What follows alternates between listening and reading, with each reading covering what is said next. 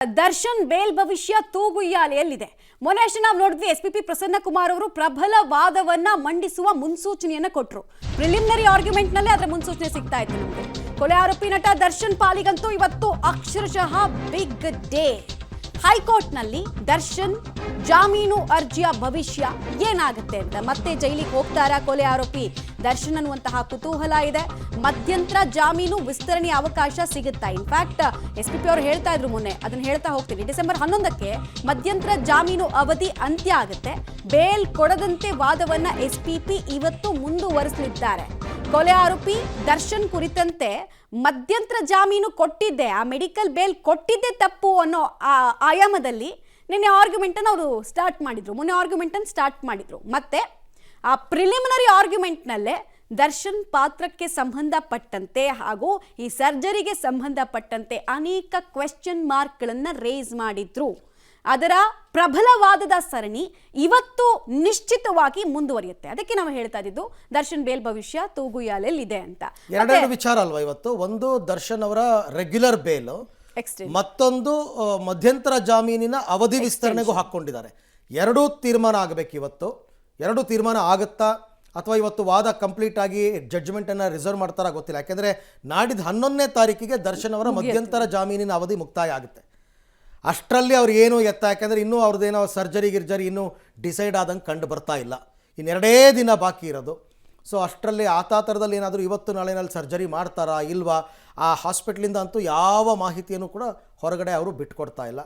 But ನೋಡೋಣ, ಅದನ್ನು ಪ್ರಶ್ನೆ ಮಾಡ್ತಾರೆ ಕೋರ್ಟ್ನಲ್ಲಿ, ಯಾಕೆ ಎಷ್ಟು ದಿವಸ ಆದರೂ ಕೂಡ ಸರ್ಜರಿ ಮಾಡಿಸ್ಕೊಂಡಿಲ್ಲ ಅಂತ.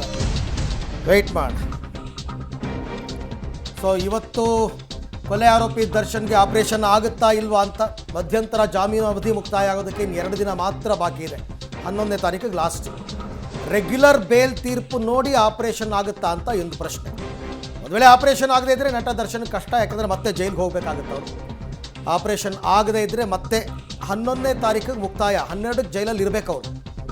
ಕೊಲೆ ಆರೋಪಿ ದರ್ಶನ್ಗೆ ಒಂದು ವೇಳೆ ಏನಾದರೂ ಮಧ್ಯಂತರ ಜಾಮೀನು ಅವಧಿ ವಿಸ್ತರಣೆ ಮಾಡಿಕೊಟ್ರೆ ಅವರು ಸೇಫ್ ಅನಿಸುತ್ತೆ, ಅಥವಾ ರೆಗ್ಯುಲರ್ ಬೇಲ್ ಸಿಕ್ಕಿದ್ರು ಸೇಫೇ ಅಲ್ವಾ, ರಿಲೀಫ್. ಅದರ್ವೈಸ್ ಎರಡೂ ಆಗಲಿಲ್ಲ ಅಂತಂದ್ರೆ ಜೈಲಿಗೆ ಹೋಗಬೇಕಾಗತ್ತೆ, ವಾಪಸ್ ಬಳ್ಳಾರಿ ಜೈಲಿಗೆ ಶಿಫ್ಟ್ ಆಗಬೇಕಾಗುತ್ತೆ. ಓಕೆ, ಗಮನಿಸ್ತಾ ಇದ್ರೆ 40 ದಿನಗಳಿಂದ ಮಧ್ಯಂತರ ಜಾಮೀನಲ್ಲಿ ದರ್ಶನ್ ಇದ್ದಾರೆ. 6 ವಾರಗಳ ಮೆಡಿಕಲ್ ಬೇಲನ್ನ ಕರುಣಿಸಿತ್ತು ಕೋರ್ಟ್. ಈ ಅನುಕಂಪವನ್ನ ದುರ್ಬಳಕೆ ಮಾಡಲಾಗಿದೆ ಅನ್ನೋದನ್ನ ಎಸ್ಪಿಪಿ ಅವರು ಮೊನ್ನೆಯಿಂದ ವಾದ ಸ್ಟಾರ್ಟ್ ಮಾಡಿದ್ದಾರೆ. ಸೊ ಅದರ ಡೀಟೇಲ್ಸ್ ಇದು. 40 ದಿನಗಳಿಂದ ಮಧ್ಯಂತರ ಜಾಮೀನಲ್ಲಿ ದರ್ಶನ್ ಆಚೆ ಇದ್ದಾರೆ. ಬೆಂಗಳೂರಿನ BGS ಆಸ್ಪತ್ರೆಯಲ್ಲಿ ದರ್ಶನ್ ಕನ್ಸರ್ವೇಟಿವ್ ಟ್ರೀಟ್ಮೆಂಟ್ ಅನ್ನು ಪಡಿತಾ ಇದ್ದಾರೆ ಅನ್ನೋದು ವೈದ್ಯರ ರಿಪೋರ್ಟ್. ಅವರ ಮೆಡಿಕಲ್ ಸ್ಟೇಟಸ್ಗೆ ಸಂಬಂಧಪಟ್ಟಂತೆ ಕೊಟ್ಟಿರೋ ರಿಪೋರ್ಟು. ಇಂದು ರೆಗ್ಯುಲರ್ ಅರ್ಜಿಯ ಅಂತಿಮ ತೀರ್ಮಾನ ಆಗುವಂತಹ ಸಾಧ್ಯತೆ ಇದೆ. ರೆಗ್ಯುಲರ್ ಬೇಲ್ ಪಿಟಿಷನ್ ಅನ್ನ ಇವತ್ತು ವಿಲೇವಾರಿ ಮಾಡುವಂತಹ ಸಾಧ್ಯತೆ ಜಾಸ್ತಿ ಇದೆ. ಮಧ್ಯಂತರ ಬೇಲ್ ಅರ್ಜಿ ಕೂಡ ಇವತ್ತೇ ಅಂತಿಮವಾಗಿ ತೀರ್ಮಾನ ಮಾಡೋ ಸಾಧ್ಯತೆ ಇದೆ. ಕಾರಣ ಎರಡೂ ವಿಚಾರಗಳಿಗೆ ಒಂದೇ ಸಮನೆ ಮೊನ್ನೆ ಕೌಂಟರ್ ಆರ್ಗ್ಯುಮೆಂಟ್ ಅನ್ನು ಮಾಡ್ತಾ ಇದ್ರು ಎಸ್ಪಿಪಿ ಅವರು. ಸೊ ಕನ್ಸಿಡರ್ ಮಾಡುವಂತಹ ಚಾನ್ಸಸ್ ಜಾಸ್ತಿ ಇದೆ. ಒಟ್ಟೊಟ್ಟಿಗಾಗಿ ಸಾಮಾನ್ಯವಾಗಿ ಕೋರಿಲೇಟೆಡ್ ಅರ್ಜಿಗಳಿದ್ರೆ ಅದನ್ನು ಒಟ್ಟಿಗೆ ವಿಲೇವಾರಿ ಮಾಡುವಂತಹ ಸಾಧ್ಯತೆ ಇದೆ. ಮಧ್ಯಂತರ ಜಾಮೀನು ವಿಸ್ತರಣೆ ಆಗದೇ ಇದ್ರೆ ಮತ್ತೆ ಕೇರ್ ಆಫ್ ಬಳ್ಳಾರಿ ಅನ್ನೋ ಸ್ಥಿತಿಗೆ ದರ್ಶನ್ ಬರ್ತಾರಾ ಅನ್ನುವಂತಹ ಕುತೂಹಲ ಇದೆ. ಇದೇ ಡಿಸೆಂಬರ್ 11ನೇ ತಾರೀಕು ದರ್ಶನ್ ಅವರ 6 ವಾರಗಳ ಮಧ್ಯಂತರ ಜಾಮೀನಿನ ಅವಧಿ ಅಂತ್ಯವಾಗತ್ತೆ. ಮೊನ್ನೆ ನಾವು ಗಮನಿಸ್ತಾ ಇದ್ವಿ, ಎಸ್ಪಿಪಿ ಪ್ರಸನ್ನ ಕುಮಾರ್ ಅವರು ಕೇಳ್ತಾ ಇದ್ರು, ಒಂದು BPಯನ್ನು ಕಂಟ್ರೋಲಿಗೆ ತರೋದಕ್ಕೆ ₹2 ಮಾತ್ರೆಯನ್ನ ಉಪಯೋಗಿಸಿದ್ರೆ ಬರುತ್ತೆ ಅಂಥದ್ರಲ್ಲಿ ಇದು ಯಾವ ರೀತಿ ಇದು ಅಂತ ಕೇಳಿದ್ರು. ಸ್ನೋ ಪೌಡರ್ ಹಚ್ಚಿ ರೆಡಿ ಮಾಡ್ತಾ ಇದ್ದಾರಾ ಸರ್ಜರಿಗೆ ಅಂತೆಲ್ಲ ಕೇಳಿದ್ರು. ಇವತ್ತು ಯಾವ್ಯಾವ ವಿಚಾರಗಳನ್ನು ಕೋರ್ಟ್ ಮಾಡ್ತಾರೆ? ಬಿಕಾಸ್ ದರ್ಶನ್ ಪರ ವಕೀಲರು ಹಾಗೂ ಇತರೆ ಆರೋಪಿಗಳ ಪರ ವಕೀಲರು ಸುಪ್ರೀಂ ಕೋರ್ಟ್ನ ಅನೇಕ ತೀರ್ಪುಗಳ ಬಗ್ಗೆ ಕೋರ್ಟ್ ಮಾಡಿದ್ರು. ಯಾಕಾಗಿ ಅವರಿಗೆ ಬೇಲನ್ನು ಕೊಡಬೇಕು ಅನ್ನೋದ್ರ ಬಗ್ಗೆ, ಮತ್ತು ಇವರ ಪಾತ್ರ ಎಷ್ಟು ಕಡಿಮೆ ಇದೆ ಅನ್ನೋದನ್ನ ಕೋರ್ಟ್ ಮಾಡಿದ್ರು. ಹೆಂಗಾಗತ್ತೆ ನೋಡಬೇಕು. ಇಂದು ಪೊಲೀಸರ ಪರ ವಾದವನ್ನ ಎಸ್ಪಿಪಿ ಅವರು ಮಂಡಿಸಲಿದ್ದಾರೆ. ಅಡಿಷನಲ್ ಚಾರ್ಜ್ ಶೀಟ್ ಬಗ್ಗೆ ಹಲವು ಅನುಮಾನಗಳನ್ನು ಎತ್ತಿದ್ರು. ಅದಕ್ಕೆ ಯಾವ ರೀತಿ ಸಮರ್ಪಕ ಉತ್ತರವನ್ನು ಕೊಡ್ತಾರೆ, ಯಾರ ವಾದದಲ್ಲಿ ತೂಕ ಇವತ್ತಿರುತ್ತೆ ಅನ್ನೋದು ಡಿಸೈಡ್ ಆಗುತ್ತೆ. ಎಸ್ಪಿಪಿ ವಾದ ಮುಕ್ತಾಯ ಆಗ್ತಾ ಇದ್ದ ಹಾಗೆ ಜಾಮೀನು ಭವಿಷ್ಯ ನಿರ್ಧಾರ ಆಗುತ್ತೆ. ದರ್ಶನ್ಗೆ ವರವಾಗುತ್ತಾ ಅಥವಾ ಶಾಪವಾಗುತ್ತಾ ಅನ್ನೋದು ಗೊತ್ತಾಗುತ್ತೆ. ಹಾಗೆ ನೋಡಕ್ ಹೋದ್ರೆ 6 ಜನದ ಅರ್ಜಿ ಇರ್ತಕ್ಕಂಥದ್ದು. 6 ಜನರ ಪರ ವಕೀಲರು ಈಗಾಗಲೇ ವಾದ ಮಂಡನೆ ಮಾಡಿ ಮುಗಿಸಿದ್ದಾರೆ. ಈಗ ಎಲ್ಲರಿಗೂ ಕೌಂಟರ್ ಕೊಡ್ತಾ ಇರ್ತಕ್ಕಂಥದ್ದು ಎಸ್ಪಿಪಿ, ಅಂದರೆ ಆಕ್ಷೇಪಣೆಯನ್ನು ಸಲ್ಲಿಸ್ತಾ ಇರ್ತಕ್ಕಂಥದ್ದು ಯಾರಿಗೂ ಜಾಮೀನು ಕೊಡಬೇಡಿ ಅಂತ. ಅದರಲ್ಲೂ ಹೈಲೈಟ್ ಆಗಿರ್ತಕ್ಕಂಥದ್ದು A1 A2 ಪವಿತ್ರ ಗೌಡ ಮತ್ತು ದರ್ಶನ್ ಇವರ ವಿಚಾರ. ದರ್ಶನ್ ವಿಚಾರದಲ್ಲಿ SPPಗೆ ಅಸಮಾಧಾನ ಇರೋದೇ ಮಧ್ಯಂತರ ಜಾಮೀನು ಕೊಟ್ಟಿರೋದ್ರ ಬಗ್ಗೆ, ಕೊಡಲೇಬಾರ್ದಾಗಿತ್ತು ಅಂತ ಅವರು ಆರ್ಗ್ಯೂ ಮಾಡಿದರು ಆವಾಗೆಲ್ಲ.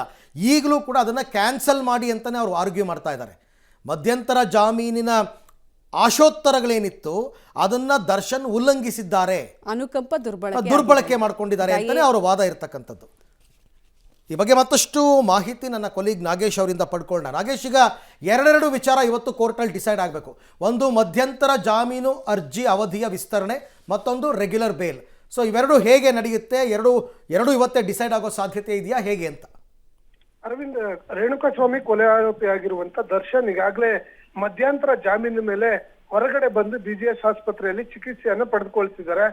ಇನ್ನೆರಡು ದಿನಗಳಲ್ಲಿ ಅವರ ಮಧ್ಯಂತರ ಜಾಮೀನಿನ ಅವಧಿ ಕೂಡ ಅಂತ್ಯವಾಗುತ್ತೆ. ಹಾಗಾಗಿ ಇವತ್ತು ಕೋರ್ಟ್ ನಲ್ಲಿ ಮಧ್ಯಂತರ ಜಾಮೀನಿನ ತೀರ್ಮಾನ ಜೊತೆಗೆ ಅವರ ಈಗಾಗಲೇ ರೆಗ್ಯುಲರ್ ಬೇಲ್ ಹಾಕೊಂಡು ಅದು ಕೂಡ ಅವರ ಪರ ವಕೀಲರು ವಾದವನ್ನ ಮಾಡಿ ಈಗಾಗಲೇ ಮುಗಿಸಿದ್ದಾರೆ. ಅದಕ್ಕೆ SPP ಅವರು ಆಕ್ಷೇಪವನ್ನು ವ್ಯಕ್ತಪಡಿಸುವ ಕೆಲಸ ಕೂಡ ಆಗ್ತಾ ಇದೆ. ಆದ್ರೆ ಇವತ್ತು ಎರಡು ಅರ್ಜಿಗಳ ತೀರ್ಮಾನ ಆಗುವ ಸಾಧ್ಯತೆ ಇದೆ ಅನ್ನುವಂತ ಮಾಹಿತಿಗಳು ಇರುವಂತದ್ದು. ಬಹಳ ಪ್ರಮುಖವಾಗಿ ಈಗಾಗಲೇ ಅವರ ಮಧ್ಯಂತರ ಜಾಮೀನಿನ ಅವಧಿ ವಿಸ್ತರಣೆ ಆಗುವ ಹಂತಕ್ಕೆ ಬಂದಿರುವ ಕಾರಣಕ್ಕಾಗಿ ಅವರಿಗೆ ಈಗ ಇನ್ನು ಶಸ್ತ್ರಚಿಕಿತ್ಸೆ ಅಗತ್ಯ ಇದೆ ಅನ್ನುವಂತ ಕಾರಣಕ್ಕೆ ಮತ್ತೆ ಅವರಿಗೆ ಏನು ಮಧ್ಯಂತರ ಜಾಮೀನಿನ ಅವಧಿಯನ್ನ ವಿಸ್ತರಣೆ ಮಾಡಬೇಕು ಅಂತ ಹೇಳಿ ಅರ್ಜಿ ಹಾಕೊಂಡಿದ್ದಾರೆ. ಅದರ ವಾದವನ್ನು ಕೂಡ ಈಗಾಗಲೇ SPP ಅವರು ಮಾಡಿರುವಂತದ್ದು. ಈಗಾಗಲೇ ದರ್ಶನ್ ಅವರಿಗೆ ಕೊಟ್ಟಿರುವಂತ ಮಧ್ಯಂತರ ಜಾಮೀನಿನ ಅವಧಿ ಏನಿದೆ ಅದನ್ನ ದುರ್ಬಳಕೆ ಮಾಡಿದ್ದಾರೆ, ಕೋರ್ಟ್ನ ನಿಯಮಾವಳಿಗಳನ್ನ ಉಲ್ಲಂಘನೆ ಮಾಡಿ ಕಂಟೆಂಪ್ಟ್ ಮಾಡಿದ್ದಾರೆ ಅನ್ನುವಂತ ಆರೋಪವನ್ನು ಮಾಡಿದ್ದಾರೆ. ಅದ್ರ ಜೊತೆಗೆ ಅವರ ಮಧ್ಯಂತರ ಜಾಮೀನನ್ನ ಕ್ಯಾನ್ಸಲ್ ಮಾಡಬೇಕು ಅನ್ನುವಂತ ಆರೋಪವನ್ನು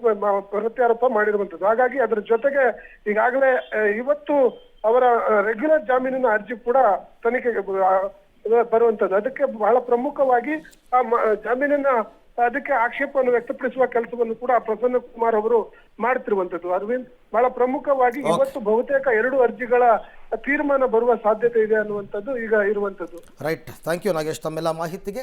ಆಲ್ಮೋಸ್ಟ್ ಮಧ್ಯಾಹ್ನದ ಮೇಲೆ ವಿಚಾರಣೆಯನ್ನು ಕೈಗೆತ್ಕೋತಾರೆ ಅಂತ ಅನ್ಸುತ್ತೆ.